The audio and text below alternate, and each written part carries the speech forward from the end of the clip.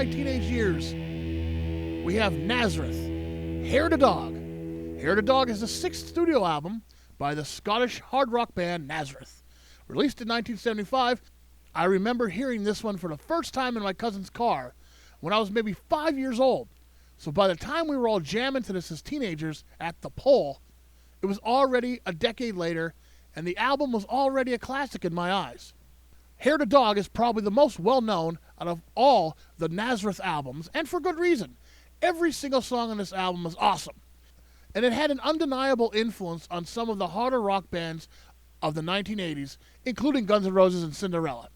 From the opening cowbell groove of Hair to Dog to the fade-out chorus at the end of the last track, Please Don't Judas Me, I do not hear anything I would even remotely consider a misstep on this album, even in the slightest. This album is heavy, it's groovy, and it's just an awesome hard rock album. Clocking in at around 40 minutes, I'd say it's one of the best albums ever.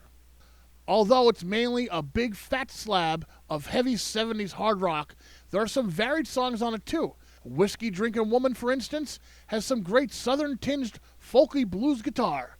The ballad Love Hurts is a cover of a classic 1960s Everly Brothers song. The song Changing Times shows its Led Zeppelin influence prominently, and the album closer, Please Don't Judas Me, is a powerful statement of not judging anyone for who they are. The way Dan McCafferty sings the lyrics both in a threatening and pleading way at different points of the song still sounds just as powerful today as it did when I was young. These songs also show how versatile McCafferty's vocals can be. And to close out, here's a little trivia. Even though the album title track is often considered to be a shortened form of the phrase describing a hangover cure, the hair of the dog that bit you, according to Nazareth frontman Dan McCafferty, it's more of a play on words. Now you're messing with a son of a bitch, bitch meaning a female dog, would be the heir of a dog. Get it?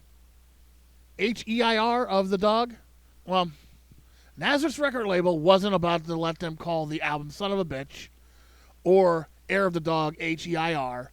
So they compromised and they called it Hair of the Dog. Hair to Dog receives a 9.5 out of 10 from me. Fantastic album from the 70s. If you love hard rock, you gotta get this one.